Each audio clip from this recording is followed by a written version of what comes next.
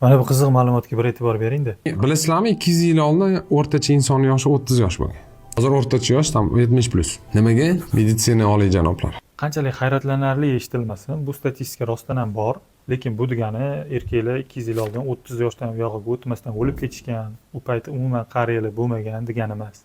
Chunki bizni dodalarimiz ichida ham 80 voy, 90 voylar bo'lgan. O'rtacha yosh 30 deb olinishiga sabab statistika hisoblanganda u davrda erta o'lim holatlari ko'p bo'lgan.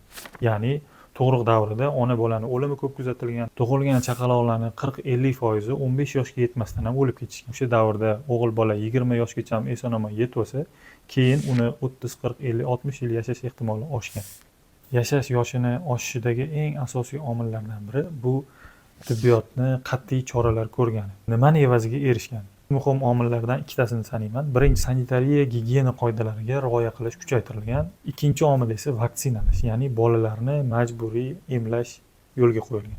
Shuni evaziga erta o'lim holatlari kamaygan. Ma'lumot sizga foydali bo'lgan bo'lsa, obuna bo'lib qo'ying va kuzatib boring. Sog' bo'ling, salomat bo'ling.